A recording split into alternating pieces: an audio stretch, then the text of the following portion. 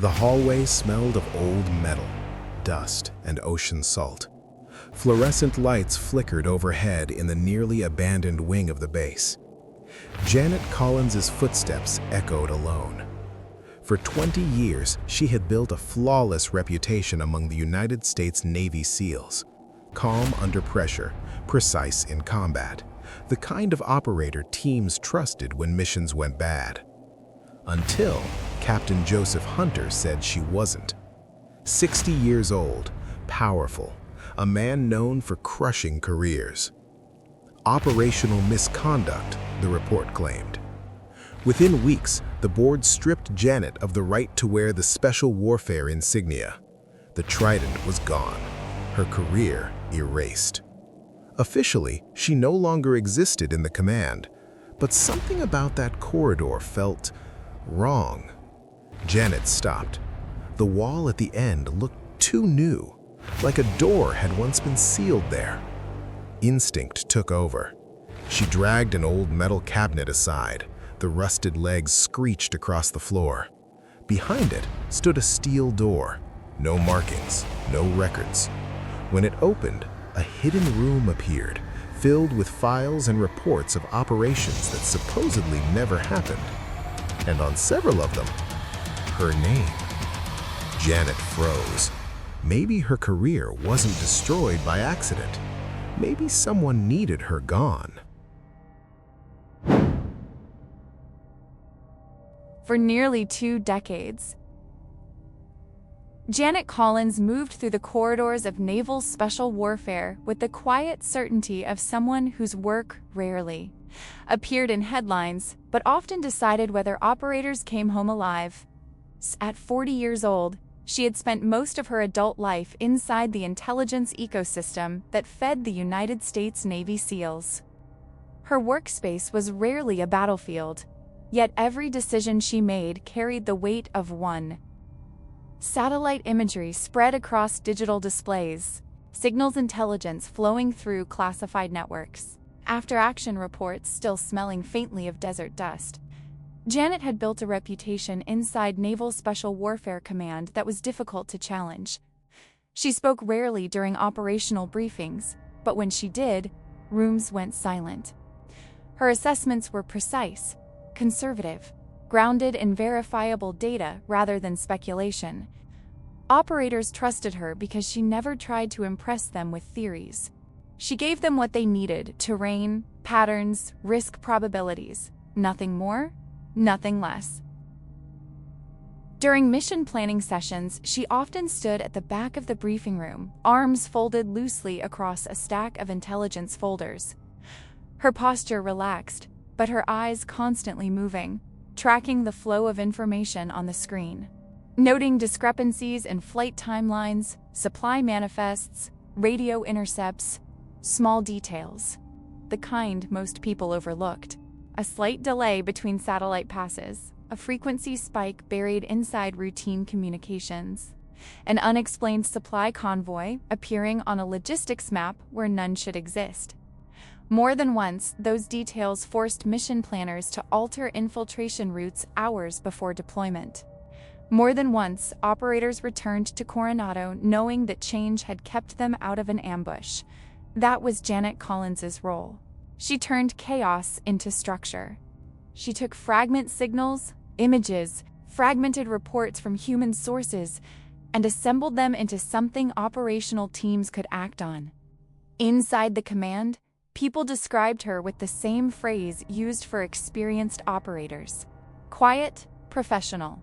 She never asked for recognition, never appeared in official commendations tied to the missions she helped shape. Her satisfaction came from watching a team walk back across the tarmac after a deployment, boots hitting concrete, gear bags slung over tired shoulders, alive, but inside the rigid hierarchy of the Navy, reputation alone never guaranteed protection. Captain Joseph Hunter understood that better than anyone.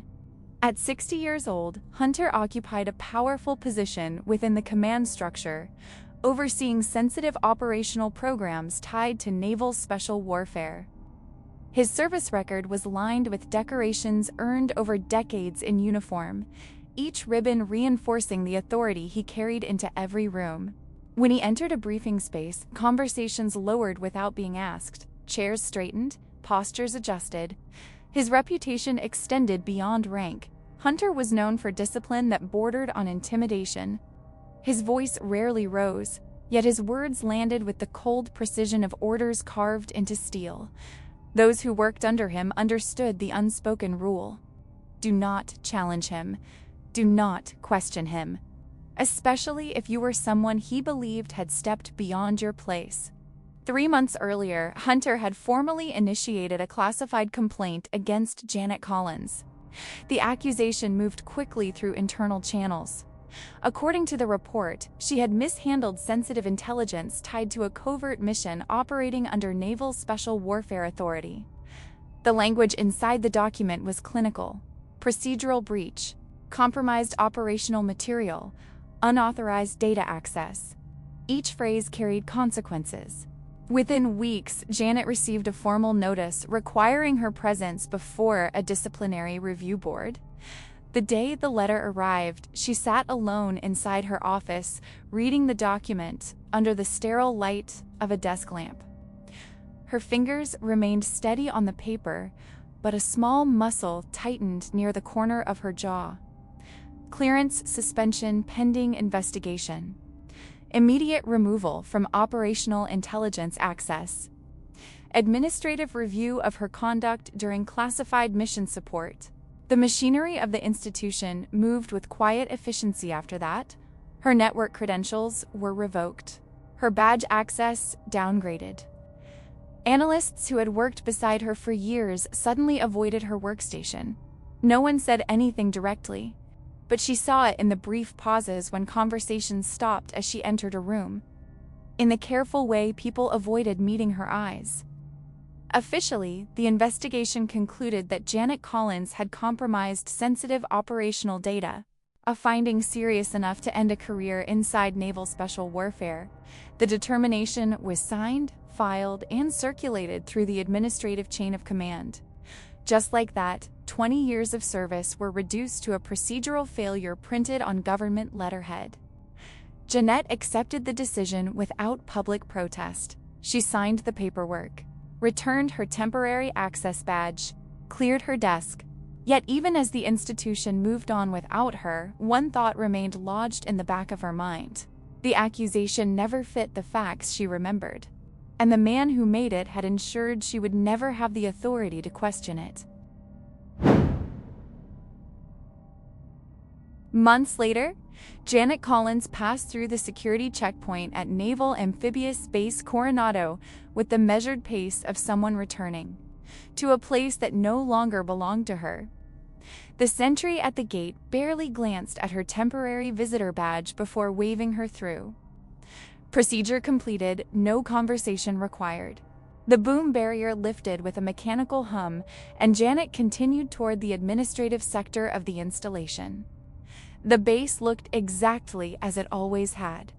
Low buildings painted in weathered naval gray. Antennas rising above rooftops, the distant outline of the Pacific beyond the training grounds. Yet the atmosphere carried a subtle shift she felt immediately. The place was quieter. Not silent, never silent, but stripped of the easy familiarity she had once moved through without thinking. Conversations seemed to fade when she entered a hallway. Doors closed more quickly than before. She parked beside the aging administrative annex responsible for processing personnel transfers and separations. The building had existed on the base longer than most of the officers working inside it. Concrete steps worn smooth by decades of boots led to the entrance. Inside, fluorescent lights hummed overhead. Janet approached the reception counter where a civilian clerk sat behind a partition stacked with personnel folders and routing forms. "I'm here to complete my separation paperwork," she said, placing her identification on the counter. The clerk glanced down at the badge, typed something into a terminal, then nodded. "Have a seat, Miss Collins. I'll retrieve your file." Janet gave a small acknowledgement and stepped away from the counter. The waiting chairs along the wall were empty. Through a nearby window, she could see part of the training compound where operators in camouflage uniforms crossed the pavement carrying gear bags. Their movements were automatic, disciplined. Two of them passed within a few meters of the glass. Neither looked inside. Janet's jaw tightened almost imperceptibly before relaxing again. She shifted her weight and walked slowly down the corridor, branching away from the reception area. The farther she moved from the administrative desk, the more the building revealed its age. Paint peeled along the baseboards. The floor tiles carried faint scuff marks left by years of foot traffic. The hallway lighting flickered intermittently, casting brief pulses of shadow along the walls. Most of the office doors were closed. A few displayed outdated placards identifying departments that had long since moved to newer facilities elsewhere on the base. Janet slowed near the far end of the corridor. Something about the space ahead of her caught her attention. A drywall partition had been installed across a recessed section of the wall, its surface painted to match the surrounding structure. At first glance, it looked ordinary, another minor renovation performed sometime in the building's past, but Janet stopped walking. Her gaze moved along the ceiling line, then down the opposite wall. Her breathing remained steady, but a small crease formed between her eyebrows. The layout didn't align with the structural map she carried in memory. Years spent working inside the installation had given her an instinctive understanding of its architecture. She knew where the older communications rooms were supposed to sit relative to the administrative wing. This wall didn't make sense. Janet stepped closer. The fluorescent light above flickered again, briefly illuminating the edge of the partition. Near the base of the wall, a rusted metal filing cabinet had been pushed into the corner as if forgotten. She crouched slightly, studying the outline behind it. There, a straight vertical line pressed faintly beneath the drywall, surfaced too precise to be part of the original construction. Janet's pulse slowed as her analytical instincts sharpened. "Wait, what?" she murmured under her breath. She grasped the side of the filing cabinet. The metal was cold beneath her fingers. When she pulled, the cabinet resisted at first, its legs scraping against the tile. Janet adjusted her stance and dragged it farther. The grinding sound echoed down the empty corridor. As the cabinet moved aside, the hidden structure behind it revealed itself. A steel frame embedded into the wall. The drywall had been installed to conceal it. Janet straightened slowly, studying the exposed surface now visible in the dim light. Set within the frame was a heavy door constructed from reinforced steel, industrial hinges, no identification markings, no electronic access panel, just a handle worn dull with age. Janet stared at it, the quiet hallway pressing in around her.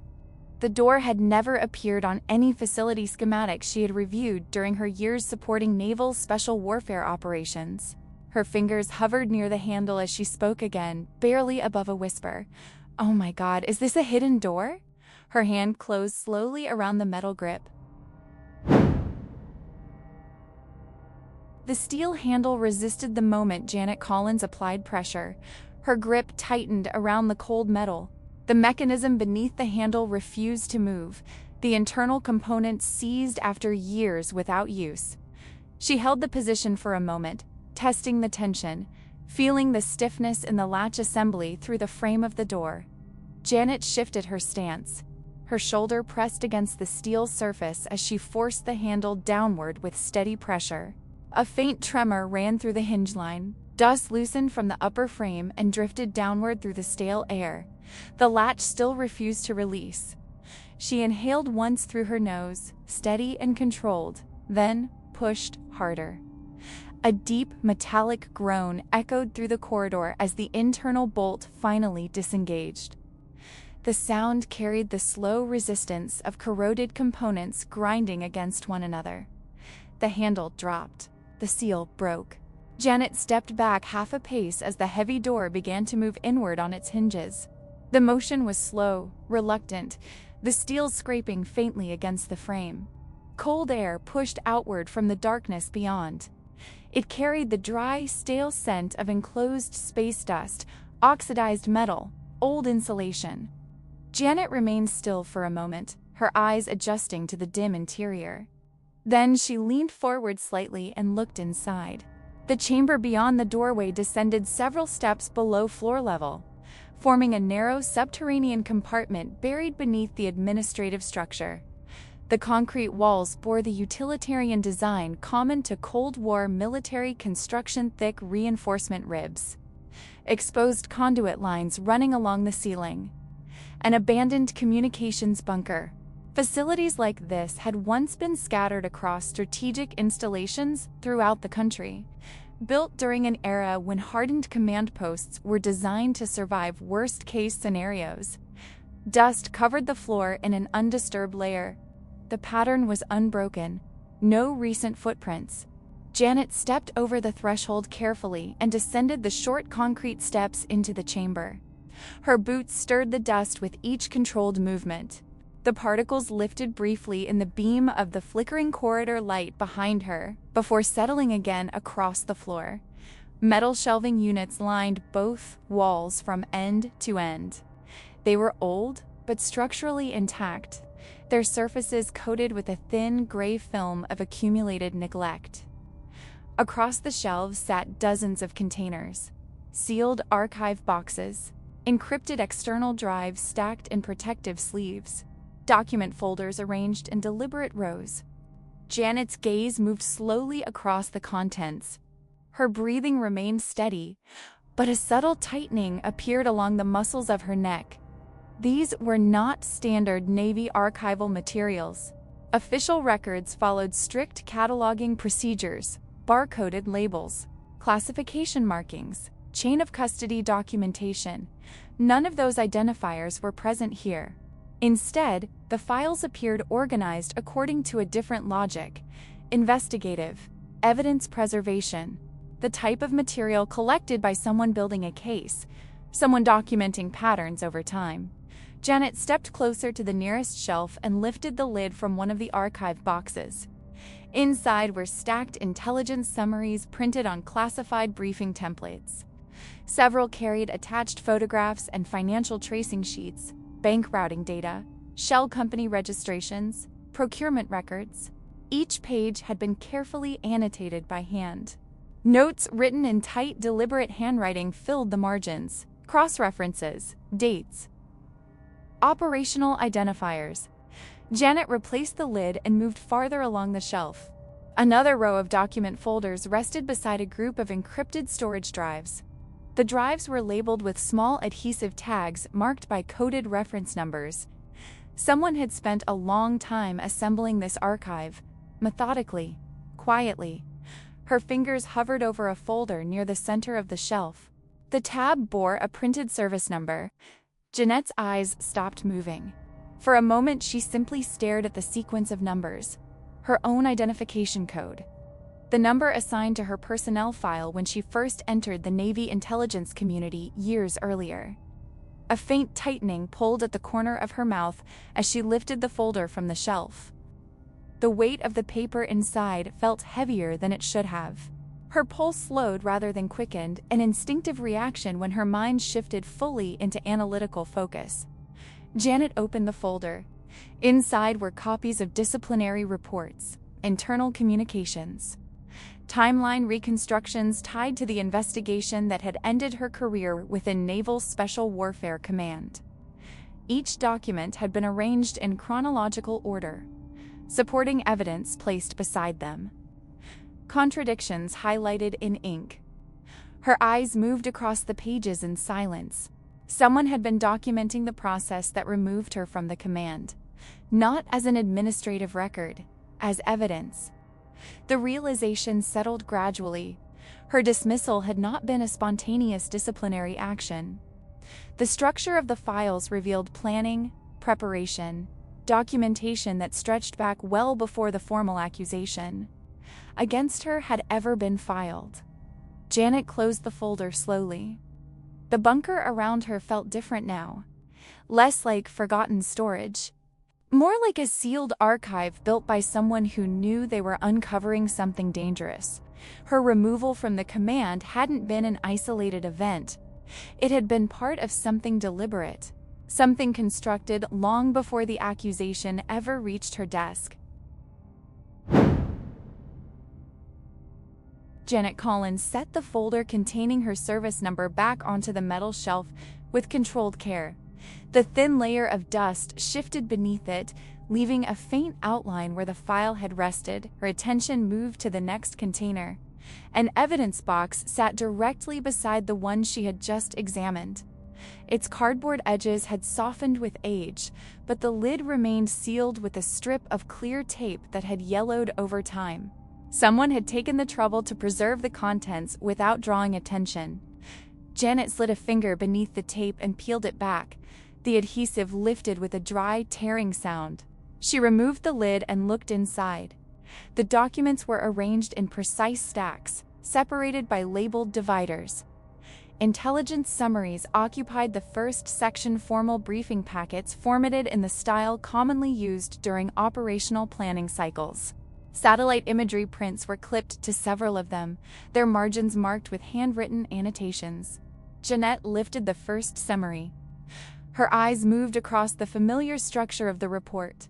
Mission designation field, operational authority, geographic coordinates, logistics notes, and signals intercept references.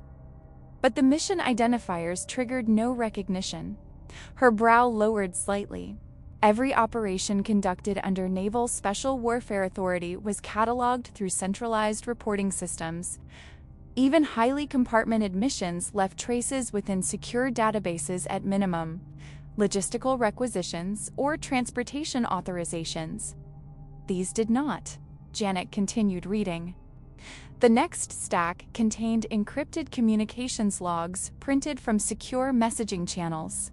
Time-stamped transmissions referenced tasking orders, supply movement confirmations, and contact reports from field assets. Each message carried routing codes tied to Naval Special Warfare Command channels. Yet none of the mission designations appeared in any official planning cycle she had ever supported. A quiet breath escaped her nose. Something was wrong with the structure of these records. She reached deeper into the box and pulled free a bundle of financial tracking reports. Spreadsheets detailed monetary transfers moving through layers of offshore shell corporations. Routing numbers linked accounts in multiple jurisdictions. Caribbean banks, private financial institutions in Eastern Europe, holding companies registered under fabricated corporate identities. The numbers were precise. Transaction times synchronized with the operational timelines described in the intelligence summaries. Funding streams attached directly to mission activity. Janet placed the financial reports on the shelf beside the box and continued sorting through the remaining contents. A plastic sleeve held several printed photographs attached to a logistics manifest. She slid the images free. The photographs showed cargo containers being transferred between trucks on an isolated stretch of desert highway. The terrain markers in the background rock formations. Dry riverbeds were familiar to anyone who had spent time studying operational maps of western Iraq. The trucks carried military shipping crates, standard NATO transport cases used for weapons and equipment movement, but the convoy markings were absent. No military escort vehicles, no official logistics identification. The manifest listed quantities of equipment being moved through the region's small arms, munitions crates, electronic surveillance gear. None of it appeared inside any official supply chain documentation. Janet flipped to the final page of the manifest. At the bottom of the approval section sat a signature. Her eyes stopped. The ink line was sharp and angular. The pen strokes pressed hard enough to leave faint indentations in the paper beneath. She had seen the signature many times before. Joseph Hunter. Janet's jaw tightened, a small muscle pulsing once near her temple. She reached for another document within the box. Another logistics authorization. The same signature appeared beneath it. And another. Every shipment authorization carried the same name written in the same distinctive hand. Joseph Hunter. the officer who had accused her of mishandling classified intelligence, the officer whose complaint had triggered the investigation that destroyed her clearance and ended her career. Inside Naval Special Warfare. Janet lowered the documents slowly onto the shelf. The pattern unfolding across the files was impossible to ignore. Weapons shipments moving through unauthorized supply routes, funding transfers hidden inside offshore financial networks, operational reports tied to missions that had never been recorded in official systems, and each one authorized by Hunter's hand. Her fingers pressed lightly against the edge of the metal shelf, the cool steel grounding her thoughts as she continued examining the contents of the box. Near the bottom of the stack, a different category of documents appeared: casualty reports. Janet removed the first file and opened it. The format mirrored standard Department of Defense casualty documentation: date, operational location, personnel identification, cause of death. But as her eyes moved down the page, a slow tightening formed beneath her ribs. The report listed the death of an operator during what was described as a classified field engagement.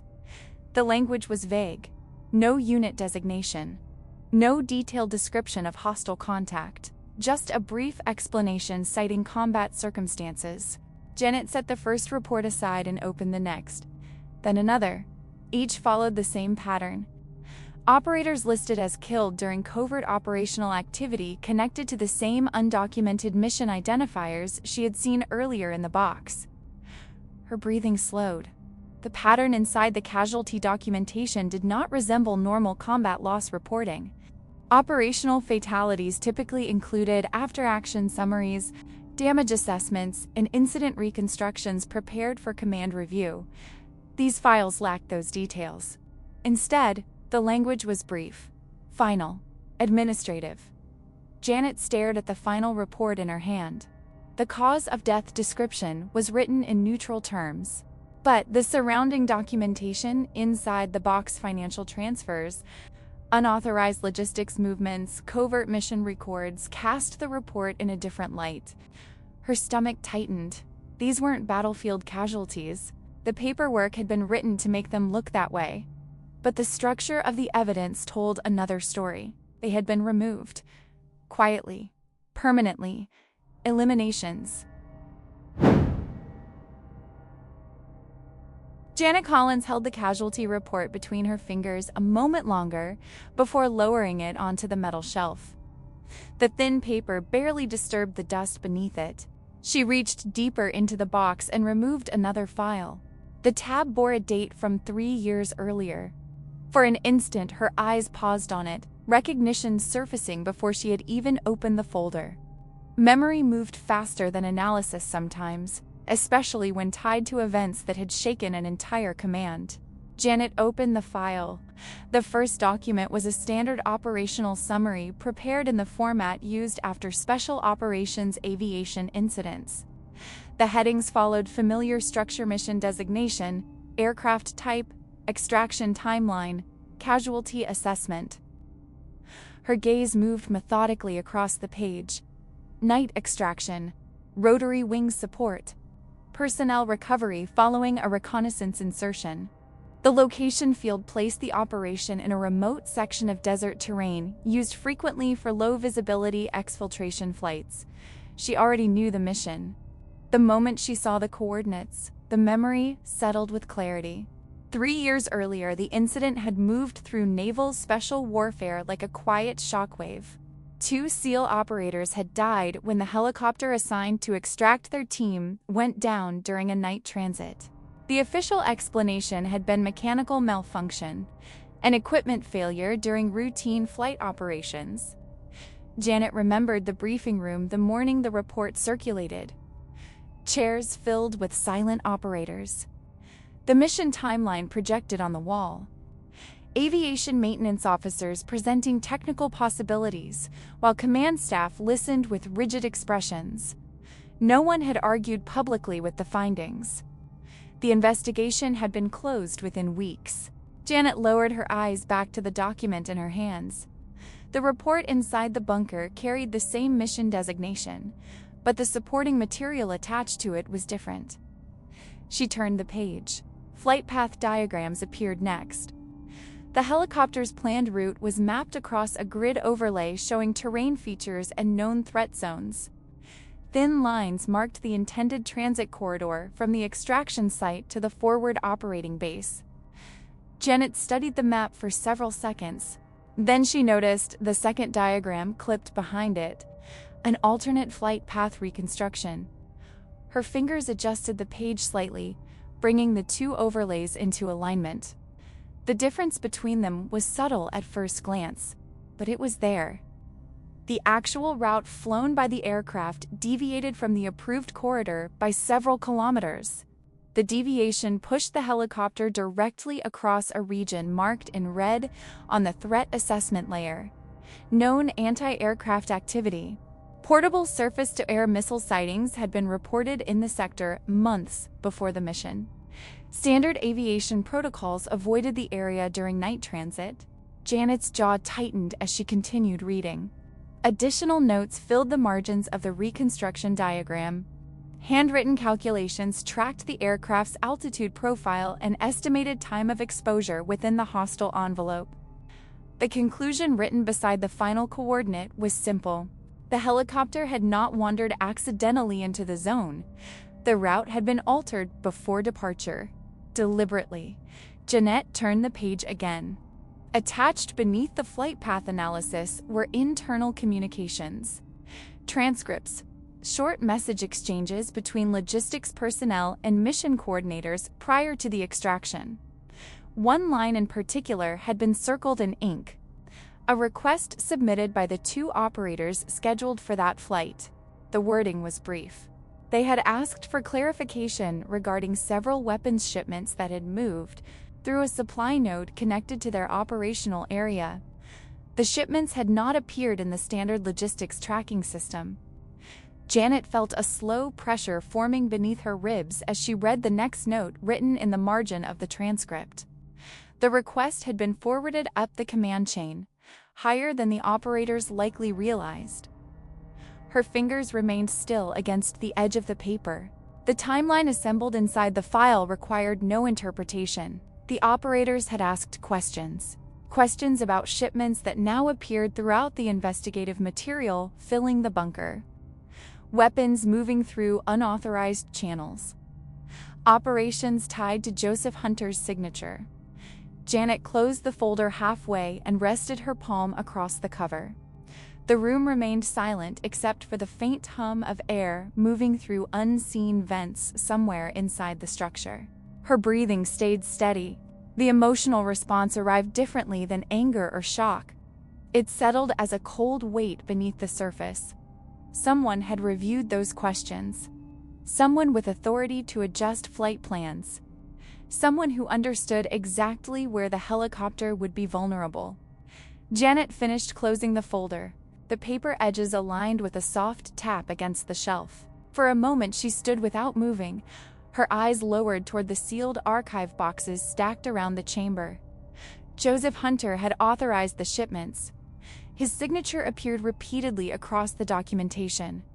But the evidence stored here had not been created by him. It had been assembled piece by piece, over time, carefully preserved. Hunter hadn't hidden these records. He wouldn't have needed to. Janet's gaze moved slowly across the shelves lining the bunker walls. Someone else had built this archive. Someone inside the command structure who had recognized the pattern and begun documenting it. Quietly, patiently, building a case strong enough to survive scrutiny. Someone who had understood how dangerous the truth would be once it surfaced. Janet Collins remained standing beside the metal shelving, the closed casualty file resting beneath her palm. The bunker's stale air pressed quietly against the walls, thick with the dry scent of dust and old paper. Her gaze moved across the shelf again. That was when she noticed the notebook. It sat slightly apart from the other materials, resting near the corner of the shelf beside a stack of sealed archive folders. Unlike the printed documents surrounding it, the notebook showed the wear of frequent handling. The dark leather cover had softened along the edges, creased where fingers had opened it many times. Janet reached for it. A thin layer of dust clung to the surface, smearing faintly beneath her thumb as she lifted it from the shelf.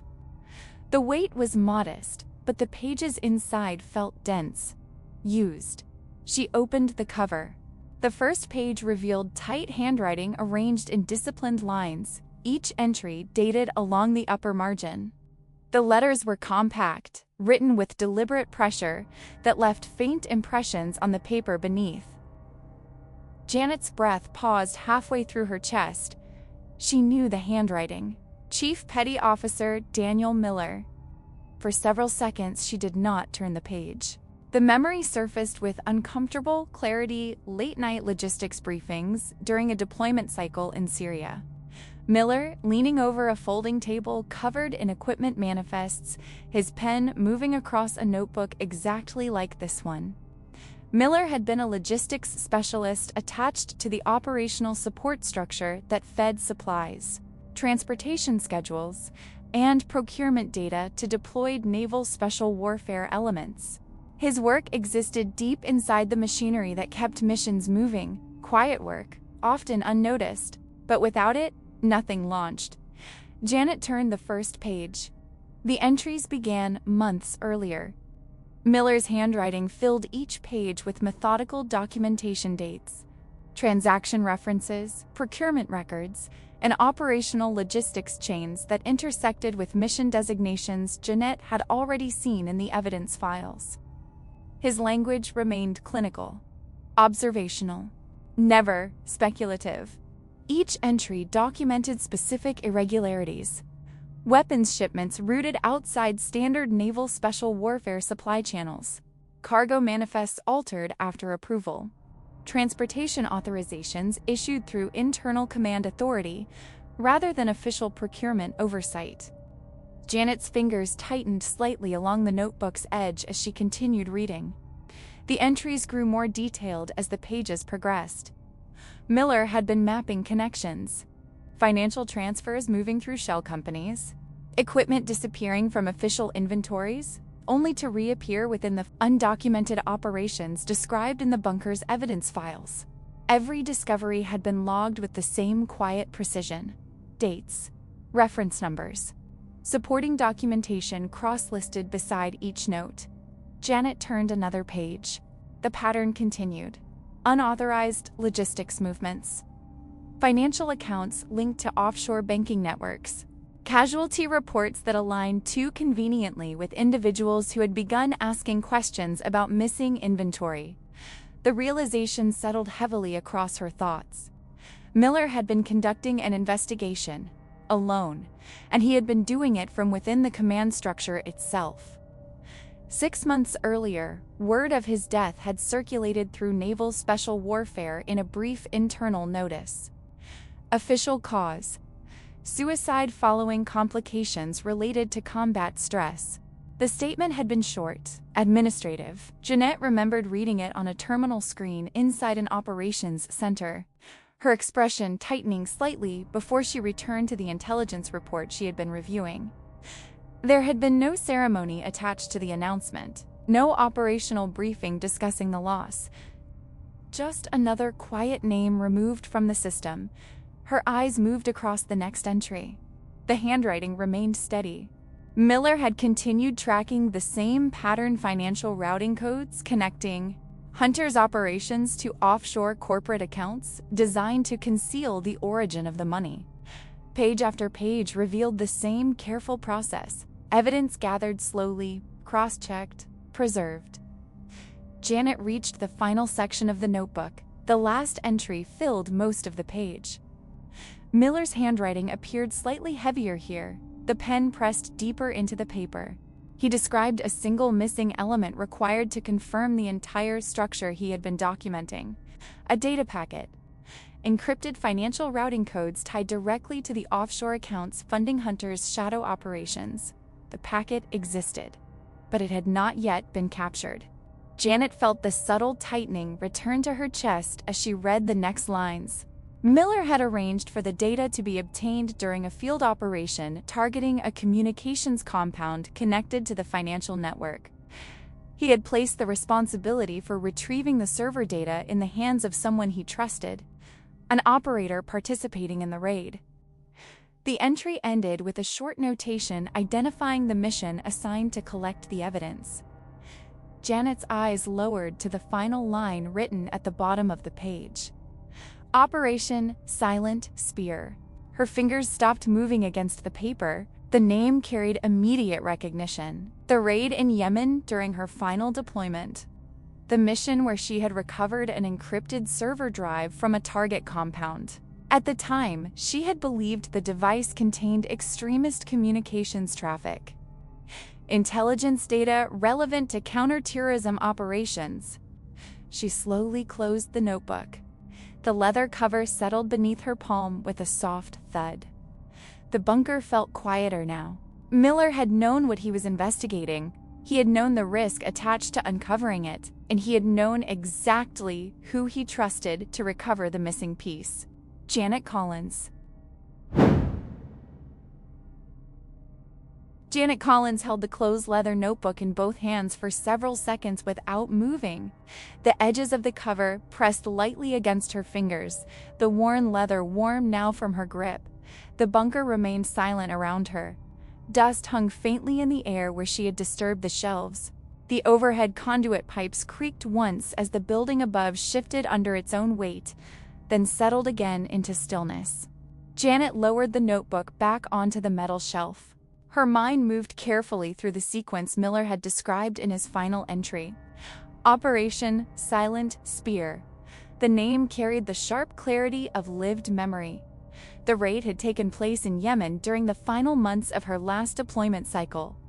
A small target compound located outside a rural communications hub had been identified as a relay point for encrypted transmissions used by hostile networks operating across the region. The operation itself had been precise. A seal element inserted under darkness cleared the compound structure and secured all electronic equipment capable of storing communications data. Jeanette had been embedded with the mission support cell responsible for immediate exploitation of captured digital materials. She remembered the moment the encrypted server drive arrived.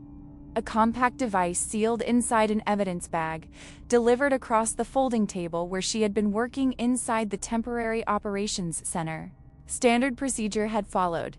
Catalog the hardware, image the drive, begin signal and metadata extraction.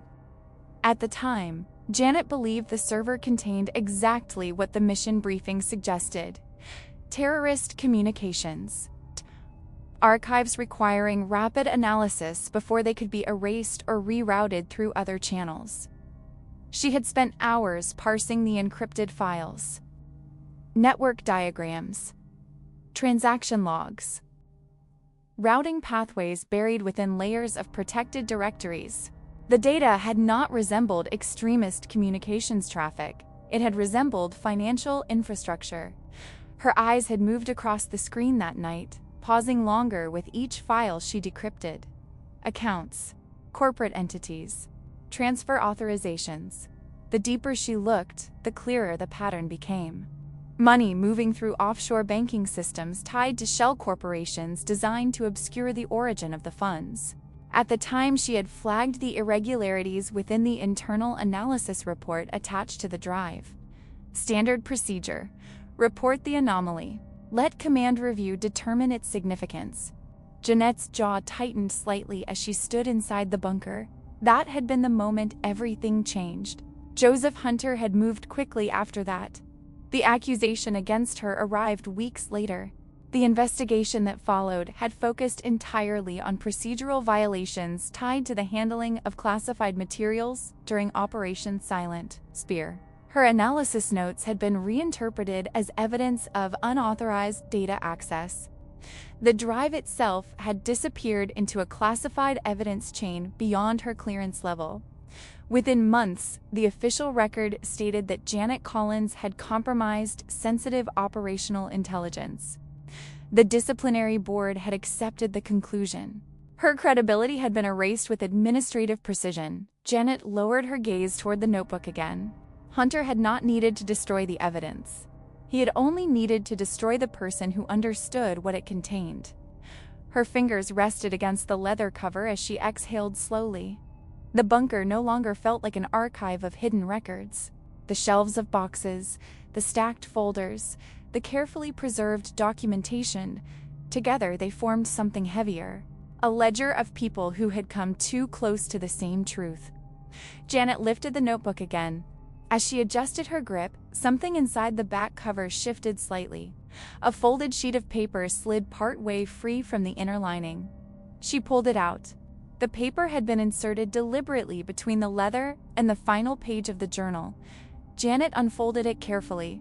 A list of names appeared in Miller's handwriting. 7 entries. Each name followed by a short identifier describing the individual's role within. Naval Special Warfare Support Structures, Operators, Intelligence Personnel, Logistics Specialists. Individuals positioned in different parts of the command's operational network. Miller had written a title across the top of the page, The Vanguard. Janet's eyes moved slowly down the list. A thin line of red ink crossed through the first name, then the second. Each entry had been marked in the same way. A deliberate strike across the page. 6 names, 6 lines of red. She reached the final entry. Her fingers tightened slightly around the edge of the paper. The last name remained untouched. No line crossed it, no red ink. Only the printed letters of her own name staring back from the page. Janet Collins. She remained motionless for several seconds, the paper held steady in her hand. Miller had known. Long before his death, he had understood who was involved in uncovering Hunter's operations. One by one, those people had been removed. Operators lost during suspicious missions. Support personnel declared casualties. A logistics specialist reported dead by suicide. The bunker preserved the evidence of what had happened to them. Janet lowered the paper slowly. The silence inside the chamber pressed closer now, heavy with the realization settling across her thoughts. Every name Miller had written down had been crossed out, except one. Janet Collins remained motionless with the folded page still in her hand. The names written by Daniel Miller rested under the dim light filtering down from the corridor above. The red lines drawn across 6 of them seemed darker against the pale paper now that she understood what they represented. A faint reflection moved along the edge of the steel door. Janet's eyes lifted. Above the doorframe, half concealed behind a narrow metal housing mounted near the ceiling, a small red indicator light flickered once, then again. The pulse was weak, almost easy to miss. Her body reacted before conscious thought formed. She went completely still. The light blinked a third time, steady now, its glow reflecting faintly off the steel hinges of the door she had forced open minutes earlier. Janet slowly folded the paper and slipped it back into the notebook. Her breathing remained controlled, but her mind was already reconstructing the implications. Miller had written about the bunker in his journal. He had known the evidence stored here would become dangerous if the wrong person discovered it. Someone methodical enough to build a case against a senior officer inside Naval Special Warfare would never leave it unprotected. A monitoring system, a failsafe. Janet's eyes returned to the red light above the door. When she forced the handle open, she had broken whatever dormant trigger Miller had installed. A silent alert. Something designed to notify him more anyone connected to his system that the bunker had been accessed. Her jaw tightened slightly. Miller had died 6 months earlier. If the signal had gone anywhere, it would not have reached him. Which meant someone else could have found it. Someone who understood what the bunker contained. Footsteps echoed suddenly through the corridor outside. The sound carried clearly through the open steel doorway. Janet turned toward it. More than one person. The rhythm of movement was fast and purposeful. Boots striking the hallway floor in tight intervals. Approaching. Her eyes moved across the chamber, assessing the space with the same calm efficiency she had once used during mission planning briefings. Concrete walls, shelves, archive boxes, one entrance, no secondary doors, no maintenance ladders, no concealed passageways. Then she noticed the ventilation duct. It sat near the ceiling on the far wall, partially hidden behind an aging metal grill. The opening was narrow, but wide enough to accommodate a person willing to crawl through it. Janet moved immediately. She stepped onto the metal desk positioned against the wall beneath the duct. The surface shifted slightly under her weight, its legs scraping against the concrete floor. Her hand slipped into the side pocket of her jacket. The multi-tool she carried emerged a moment later, its small screwdriver tip locking into place with a sharp click. Behind her, the footsteps reached the hallway outside the bunker. A shadow passed across the doorframe. "Open it," a voice ordered from the corridor. The tone was flat, controlled, used to giving commands that were obeyed quickly. Janet did not look back. She reached the ventilation grill and pressed the tool against the first rusted bolt, securing it to the wall. The metal resisted briefly before turning. Another voice outside the door spoke in a lower register. Muffled words she could not fully hear. The second bolt came free. Her fingers worked quickly but without wasted motion, each turn of the tool deliberate. Behind her, a dull metallic sound echoed through the doorway. Janet recognized it instantly. The placement of equipment against steel. Her hands did not pause. The final bolt loosened. She pulled the grill free and set it aside. The ventilation shaft behind it opened into darkness, just large enough. A heavy object struck the outer surface of the door. Magnetic clamps, a breaching charge being secured. Janet folded the multi-tool closed and slid it back into her pocket. Then she reached up, gripping the edges of the duct opening as she lifted herself from the desk. Her shoulders disappeared into the shaft. Concrete dust flaked from the edges as she pulled her legs inside. Behind her, someone shouted a warning through the hallway. The bunker filled with a split second of silence. Then the charge detonated. The explosion ripped through the doorway with a concussive blast. Steel tore inward, the door bending violently as fragments of the frame shattered against the bunker walls. Dust erupted into the air. 3 armed figures rushed through the destroyed entrance, weapons raised as they swept the chamber. The metal desk beneath the vent still rocked from the shockwave. Archive boxes had been knocked from the shelves, scattering papers across the floor. The ventilation duct above them stood open, empty. Janet Collins was already gone. Hours passed before Janet Collins emerged from the shadowed maintenance corridors that ran beneath the outer sections of Naval Amphibious Base Coronado. The night air outside carried the sharp scent of salt from the Pacific. Wind moved steadily across the perimeter structures, rattling loose sections of chain-link fencing and pushing thin clouds across the moon. Janet crouched near the edge of the outer security boundary, her eyes scanning the patrol road that ran parallel to the fence line. The base was quieter at this hour. Most administrative operations had shut down long before midnight, leaving only the routine security rotations moving through the perimeter sectors. A pair of headlights passed briefly along the distant road before disappearing behind a maintenance hangar. Janet waited. Her breathing remained slow, controlled.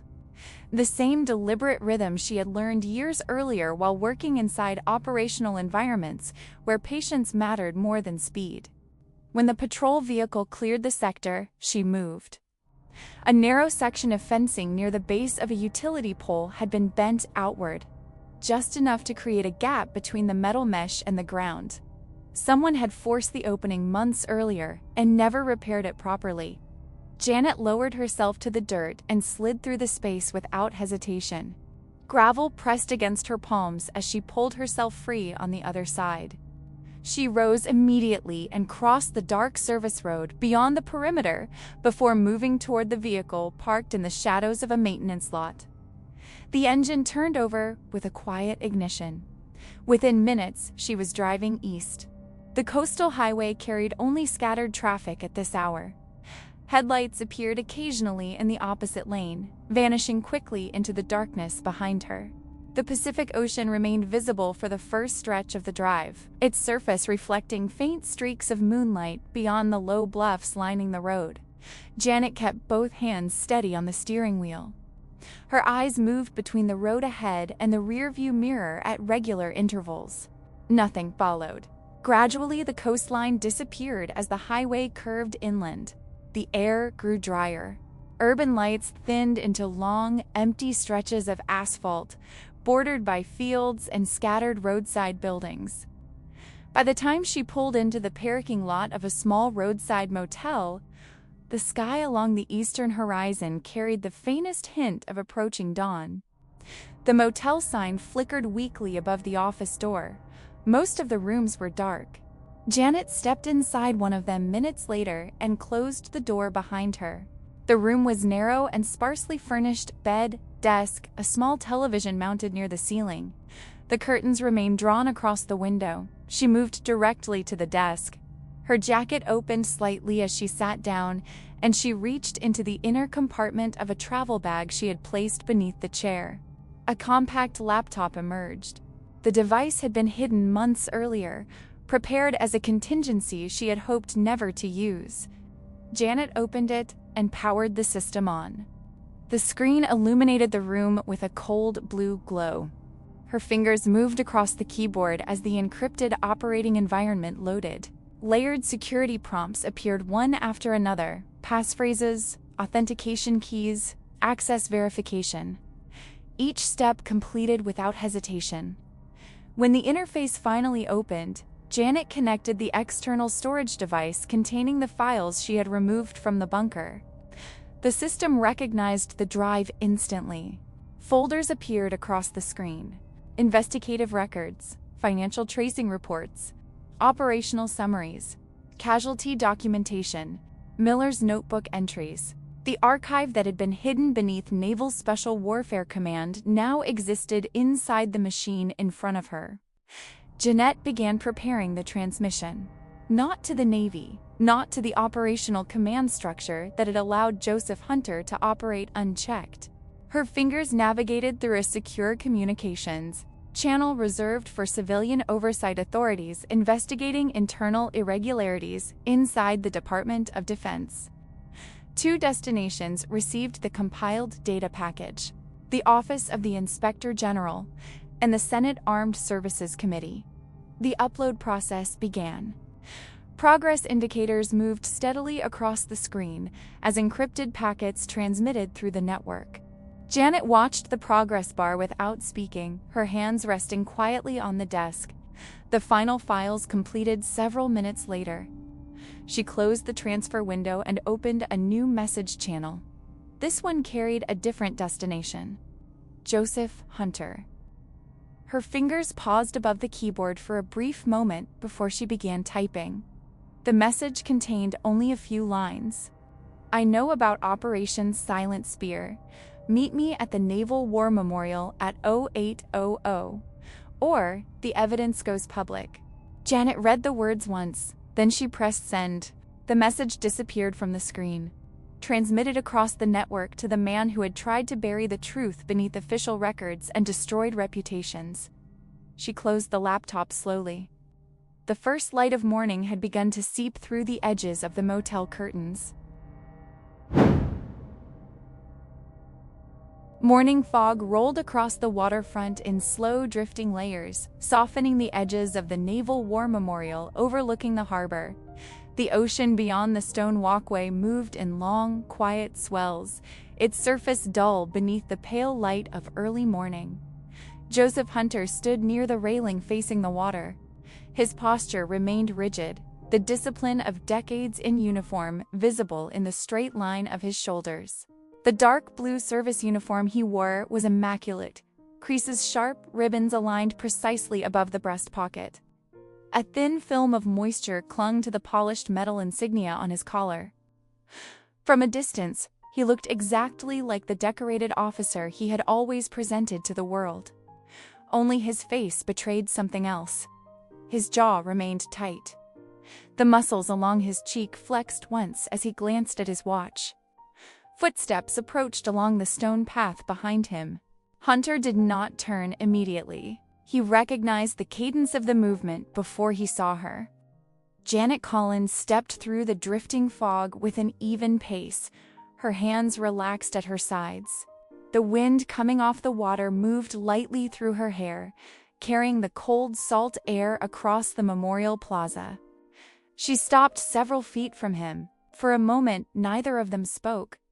Hunter finally turned.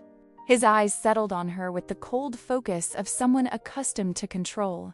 "You have no idea what you're dealing with," he said quietly. His voice carried no raised volume, yet the words landed with the weight of a command delivered inside a briefing room.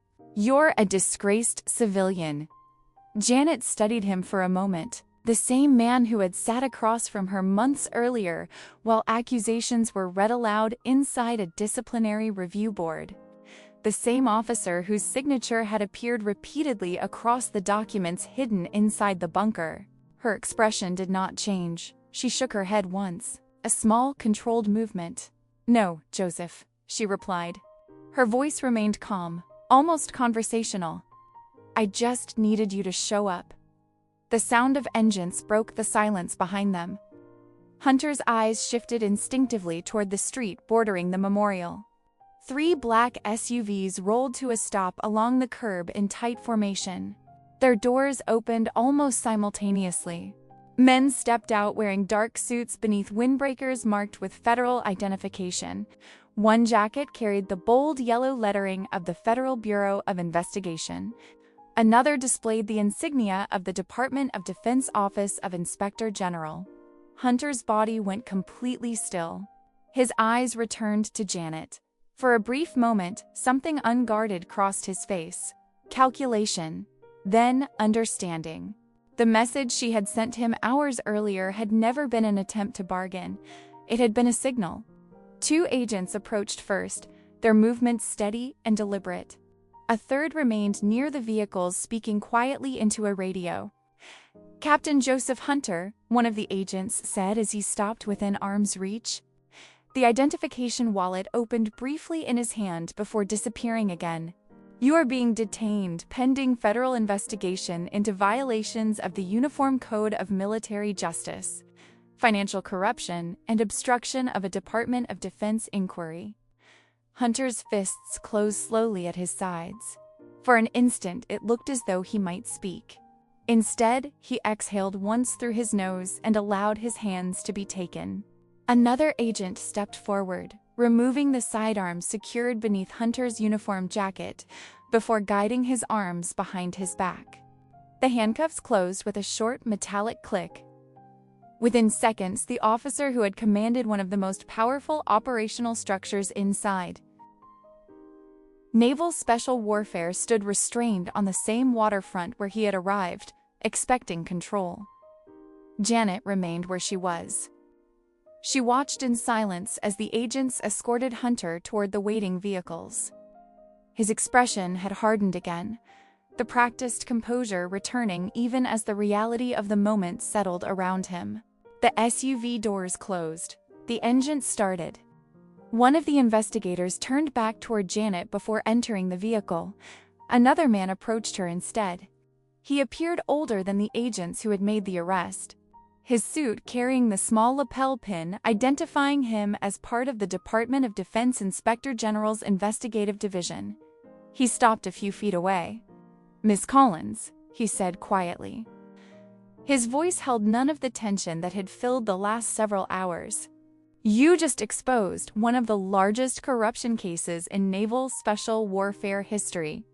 Janet said nothing. Her gaze had already shifted past him toward the harbor. The fog over the water was beginning to lift now, revealing the slow movement of ships farther out in the channel. Sunlight pushed faintly through the cloud cover, reflecting across the surface in narrow lines of silver. For months, the truth had existed beneath layers of secrecy, buried inside falsified reports and destroyed reputations. Now it had surfaced, out in the open, and this time it would not disappear again. If you appreciated stories built with realism, discipline, and the quiet weight carried by those who serve, consider subscribing to the channel to follow the next missions.